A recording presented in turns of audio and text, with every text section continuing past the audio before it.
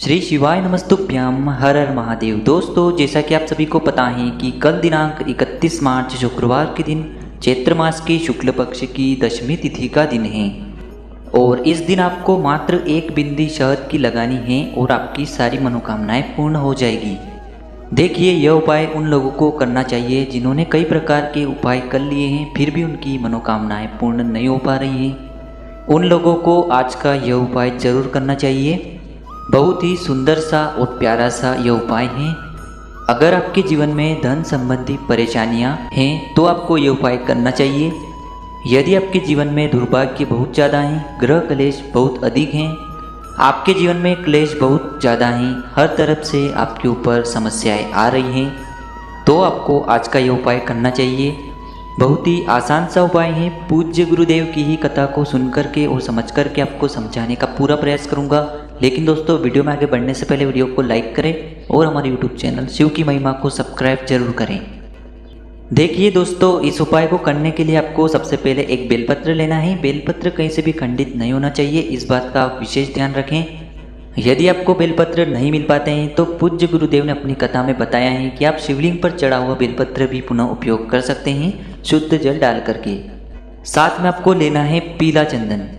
यदि आपके जीवन में दुर्भाग्य बहुत अधिक है तो आपको पीला चंदन लेना है।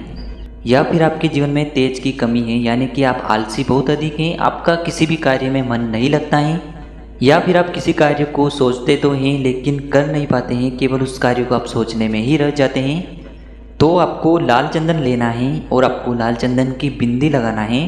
साथ ही साथ यदि आपका जीवन बहुत ही दुर्भाग्यवश बीत रहा है तो आपको मात्र एक बूंद शहद लेना है। या तो आप पीला चंदन ले या फिर लाल चंदन ले या फिर एक बूंद शहद ले, इन तीनों में से आपको केवल एक ही चीज़ लेना है। और इनके साथ में आपको लेना है एक बेलपत्र और साथ में लेना है आपको एक चावल का दाना। चावल का दाना कहीं से भी खंडित नहीं होना चाहिए, इस बात का आप विशेष ध्यान रखें। यही चावल का दाना आपके जीवन में सुख शांति लेकर के आएगा, क्योंकि यह चंद्र ग्रह को प्रसन्न करने वाला है। आपके जीवन में सुख शांति लेकर के आएगा, धन की वृद्धि करेगा।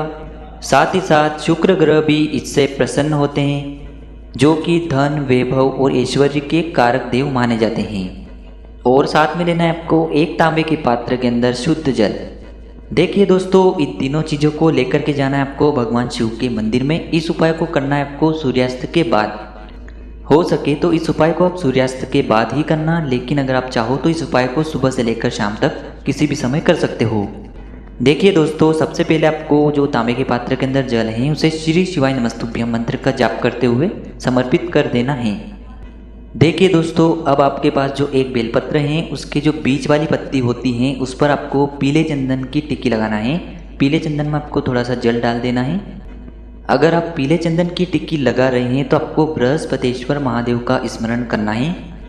यदि आप लाल चंदन की टिक्की लगाते हैं तो आपको मंगलेश्वर महादेव का स्मरण करना है। और यदि आप शहद की बिंदी लगा रहे हैं तो आपको सुरेश्वर महादेव का स्मरण करना है। और दोस्तों, जो यह बिंदी है आपको बेलपत्र के चिकने वाली साइड पर ही लगानी है। अब दोस्तों, आपके पास जो एक चावल का दाना है, आपकी जो भी मनोकामना है उसे बोलते हुए यह जो चावल का दाना है, आपने जो बेलपत्र पर बिंदी लगाई थी तीनों में से किसी भी चीज़ की, उसके ऊपर आपको यह चावल का दाना रख देना है।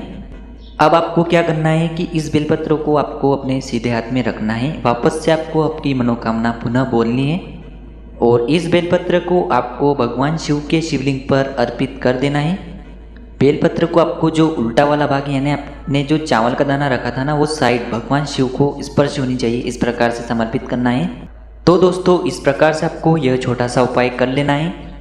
अगर उपाय से जुड़ा कोई सवाल पूछना है तो आप हमें कमेंट में पूछ सकते हैं। उपाय को करते समय किसी भी प्रकार की गलती न करें। श्री शिवाय नमस्तुभ्यम हर हर महादेव।